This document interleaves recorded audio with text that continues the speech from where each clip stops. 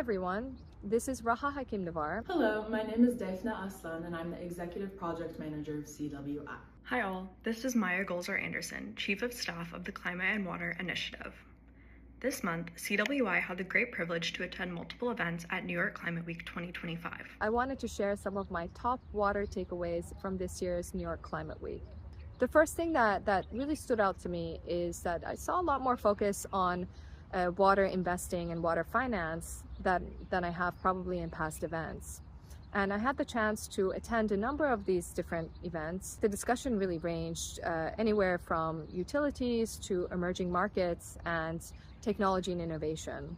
That I think was really illuminating to also understand a little bit better the kinds of emerging markets that are interesting for investors, and also how they think about de-risking some of these, whether it's a new market or whether it's a new approach to financing traditional markets, let's say, or traditional utilities. I had the wonderful opportunity to actually participate in one of these events during the Rethinking Water Conference that was jointly organized by Science Water, Columbia University, and Arizona State University.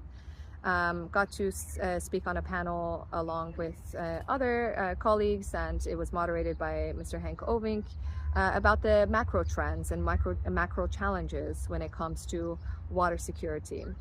But really the rest of the day was very much focused on the financing side. The second thing that really stood out to me is that I saw probably more participation than I have in past years from the Middle East and from the Gulf Cooperation Council countries like the UAE and Saudi. And this, of course, makes sense. To me, it makes sense, especially given that the UAE and Senegal will be hosting the next UN Water Conference, and Saudi Arabia will be hosting the next World Water Congress.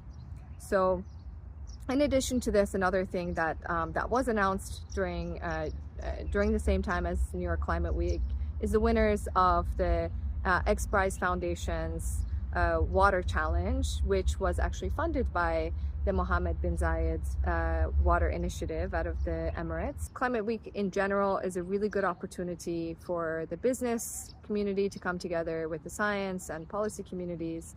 And I think if planned appropriately, it can be a really good space to get many things done and move things forward. So I hope to be able to participate in future years as well, and look forward to hearing feedback from others that attended. The most memorable Climate Week event I attended this year was one about the environmental consequences of global military practices. We discussed how the environmental costs of conflict begin long before the fighting starts, through the vast energy, land, and resources needed to sustain the fighting, as well as persist long after through greenhouse gas emissions, degraded ecosystems, and pollution. I believe this was one of the only events that touched on this topic, and I hope that it's a more central piece of discussion in future New York Climate Week events.